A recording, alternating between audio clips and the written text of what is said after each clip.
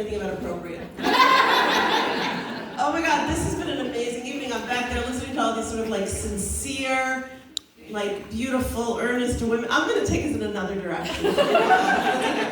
I did come from Israel, so I know I sound like I have a cold. This isn't even a cold. This is just trauma coming out physically. So, and my daughter is here, so all my jokes about my husband are out because I'm not paying that therapy bill. Sure. Hi, everybody. It's great to see you. Okay, first, Joan Weiner is my real name. It's my maiden name because my husband's family is Haredi, and they were worried the kids wouldn't get married. They wouldn't bunch of them if they knew that they're anti-comedy. So Weiner is my maiden name. Now, part of the reason I left America is because Weiner is my... Look, I'm a feminist, okay? Oh, I always wanted to hyphenate my name, and it was a problem. Somebody once wanted to set me up with a guy, his last name was Berger. So I am not being Joan Weiner Berger. So I made Aliyah. And I was going to Hebraicize my name to change it. You know how you say Wiener in Hebrew? Nachnik. Don't Nachnikia, not doing that either. My Hebrew, so Wiener was fine. My English name is a problem. They can't pronounce a J. There's no J in Hebrew. I get John, I get Joanne. But in Hebrew, you write it with a gimel. So I get Gaon. I was in a coffee shop. You guys calling me, Ma, Gaon, I have to be a Met Gaon. Anyone who doesn't speak Hebrew, Gaon is like a once-in-a-generation genius. So like, history will remember me as the Wiener Gaon. That's fine. I flew here El Al. I haven't flown El Al in a very long time because they're always the most expensive, but now is either you fly El Al or you hop in the back of a missile. That's the only way to get it. So, I know, and some of you are thinking, can we take one of those to Florida? No, it's but so El Al is different. I didn't remember a lot of flying on El Al. I'm sure most of you have been on El Al, yeah? From the very beginning, they're very they've gotten much more religious, right? Some of the entertainment options on the seatbacks are like Shirim, the Jewish podcasts for real. And I'm like, I'm not listening to them, but at least now I get to feel guilty while I'm watching a rom-com. And from the minute they make the announcements, it's like, in case of turbulence or an emergency, a Sefer Tehillim will drop from the compartment in front of you.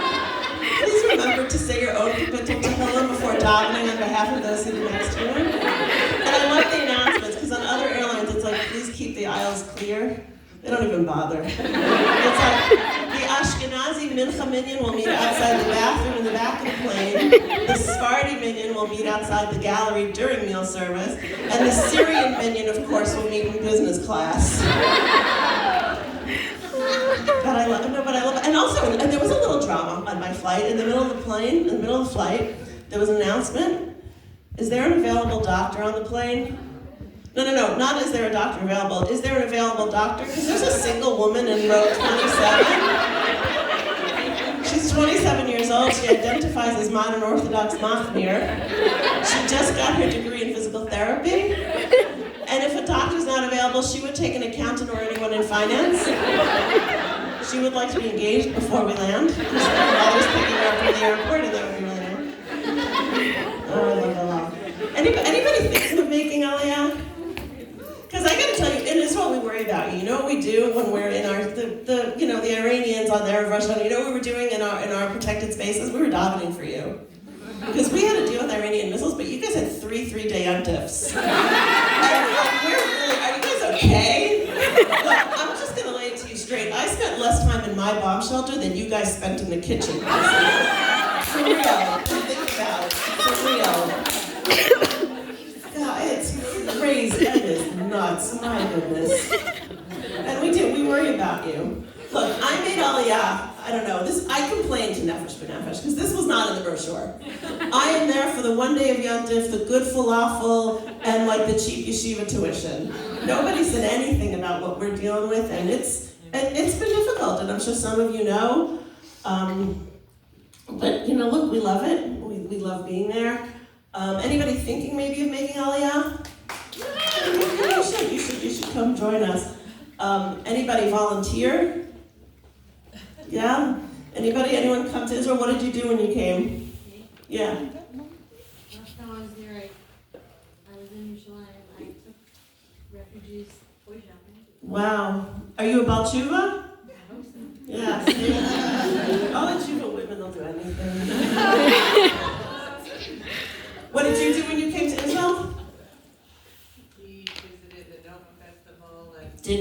beautiful. Do you pick vegetables? Anybody come and pick vegetables? Yeah? Yeah, and I know, the people who are picking our vegetables now, they're like these women from 5 towns. I knew you were gonna say that. I don't know why. And I know that that's just picking my vegetables. You know how I know? I was making a salad a couple weeks ago, and I sliced into a tomato, and I pulled out a 2-inch acrylic nail. I'll tell you the truth, though. All of this isn't even the hardest part of life in Israel. You know the hardest part of life in Israel is in Olam? It's not the war, it's not the politics, it's the freaking metric system. Nobody told me. Nobody told me. I went to yeshiva on Long Island. We spent like 4 hours in 4th grade once. That's all we did about the metric system. I have no idea. No, kilos I liked. Pounds to kilos, because you get to Israel, you get on a scale, you're half your body weight.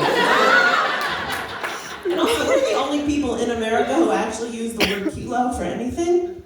Drug dealers. So like you go to the shuk on Friday to get your vegetables, and it's like, I need half a pound of carrots, you know what I'm saying? Half a kilo. Half a kilo, you know? I always feel a little like a bad girl. And I never know. I ordered apples for Rosh Hashanah. I ordered 3 kilos of apples. I still have leftovers. Like I just never know. I never know what I'm doing. But it's fun. It's fun. And metric system. You know how Fahrenheit, Celsius? I still don't know. I still never know. We made Aliyah in the middle of summer, 30 degrees. My kids walked off the plane, hats, gloves, coats. It's like 95 degrees. I don't know. You know how you convert Fahrenheit to Celsius? You like divide by 5/9 or something. Again, I went to a Jewish day school. I can't do math unless I have a round food item in front of me. I can't, like, that's fractions to me. Like, my kids are like, Mom, is it going to be hot, cold? I don't know, get the pizza out of the freezer. It's going to be slightly cheesy. I don't know. Just for the first 3 years we were there, it's like, this was the big fight. You know, like, some people fight with their kids about what to wear. It was like, you're wearing sandals, you get those socks off right now, you are American. No, I lost. My kids wear socks and sandals. I lost that argument. The metric system. Look, it's up. And driving? No idea. I thought, like, okay, pounds to kilogram, 2.2 pounds is a kilogram. I thought, okay, like if I'm driving, maybe it must be the same, like miles to kilometers. So I'm doing like about 120. I get pulled over by a cop. He goes, do you know how fast you were going? I'm like, I really don't. I'm so sorry. Because Israeli drivers, oh my God, Israeli drivers. The only thing worse than an Israeli driver is an Israeli parker. Because they don't park. Israelis do not park their cars. They get where they're going, they stop, they get out. It's done. And in Israel, when you're driving, my favorite game, okay? We have a game we play, okay? I was driving here today in New Jersey, and I passed by my favorite, the Vince Lombardi service area. They don't have that in Israel. Plus, everybody there is a veteran, so they don't care. You're driving like middle of the afternoon, late afternoon, like toward your shine. You see a man, he's standing by his car, he's doing this. And you have to guess, mincha or men's room. It's like a game show. It's like a game show. It's a fun country. It's a fun country. Waze, anybody use Waze here? You know it's made in Israel, right? I have the women's version. It's the supportive women's version. 50 meter, you make it right. But only if it's right for you at this moment in your life. At the next traffic circle, just go around a couple of times. You're not making progress, but you're where you need to be at this moment. Sometimes you just need to focus. And another 200 meters, make a left. And feel as if you've left behind everything difficult and challenging. And then I got mother ways. Anybody have mother ways? This is brand new. I don't know if it's made here. You set it up in your living room where your kids can hear it. And when your kid walks in, it's like, in 4 feet, pick up the sock. Turn left, walk 2 feet, put it in the hamper. Was that so difficult? I have 2 kids. My daughter's here. My son is not. It's a little scary, I'll tell you the truth. When I made Aliyah, like my kid was a baby and now he's 16 and it's starting to get scary. But I prepared in advance, because on the one hand I kind of want my son to go to the army, and on the other hand I absolutely don't want my son to go to the army. So from the time he was really little, I tried to get him to take up smoking to sort of stunt his growth. And like I encouraged him to play video games, he wanted to play soccer. I'm like, you are not being athletic. You're gonna work like, I don't know, one of these guys in intelligence who does cybersecurity. It's really scary. Like I work in cybersecurity, and so that's how I actually earn a living. And I was actually fired, like I was laid off like 2 weeks after the pager attack. I think I might have been working for a Mossad company, but they never told me. I don't know. And look, I know that you guys worry about us, but sometimes I gotta say you overreact. I had a friend, we had an incident. We had an incident right outside Wellington, where I live. And by incident, I mean a life-changing event for many people. But it really actually wasn't too bad, and of course the attacker was neutralized. But I passed through 10 minutes before this attack, and I was going to Tel Aviv, and my phone was out of juice that day, and I was unreachable, is the short version. I was completely unreachable. My best friend was trying to reach me, because she woke up and saw the news. She couldn't reach me. Not going to say she overreacted, but by 4 o'clock that afternoon, the Joan Weiner Memorial Foundation, which is a fully licensed 501c3 organization in New Jersey and Connecticut, which was okay. I'm happy to help out. She finally did reach me at about 8 o'clock that night. She was like, oh my God, I'm so glad that you're okay, because I was really worried. But I've agreed and committed to send 35 kids to camp this summer. And we're only 70% of our way to our goal, so if maybe you could just lie low for just a few more days till we return. I would appreciate it. What else did I want to tell you?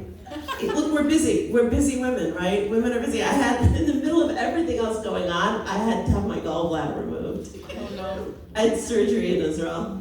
Now, the truth is they're lovely. Okay, I will tell you that in Shaare Zedek Hospital in Yerushalayim, every single woman who works there is pregnant. Like in the middle of the night, I needed a nurse, and she was in labor herself. It was but I have no more gallbladder, so I'm like, I have no more gall. I don't know what it is. Okay, my surgery was on Thursday at 1 o'clock in the afternoon. Now, when you tell Jewish women that I'm having surgery on Thursday at 1 o'clock in the afternoon, what's the first question? What do you need for Shabbat? Not what are the side effects, not even the okay, not sure work. Oh my God, what's your family going to do for Shabbat? And all the women who ask me this, they know I have a husband. And they, of course, all know that they can cook for me. But women are worried. And they were right to be asking that, because Wednesday night before my surgery at 1 o'clock in the morning, what was I doing? Making food for Shabbat. Because women are busy. We are busy people. And it never ends. It never ends. I was at a funeral for a 93-year-old woman, which is, these days, the truth is there's something comforting almost about that. She led a long life. It's a difficult life. She's a Holocaust survivor.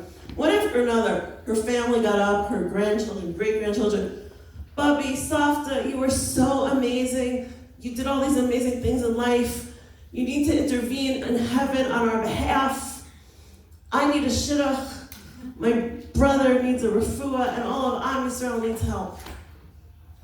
Every other culture in the world, a person passes away, it's go to your heavenly reward, rest in peace. A Jewish woman dies, it's, can you just take care of this errand for me? We send you off to the next world with a whole new to-do list. It just, the work of a Jewish woman, it just never ends. We don't let you rest, ever. And I'll tell you the truth, it's on the other end too, because there was this I went to a baby naming and a kiddush for a 1-week-old little girl. She had just been born. They named her Devorah Esther. And at the kiddush, they get up, the mother gets up. Devorah Esther, just like the people you're named for, you should be a heroine to Israel. You should intercede, you should talk to the leaders. You should bring greatness to your people. 2-week-old, 1-week-old baby, she lifts her head up. She's like, guys, I just got here.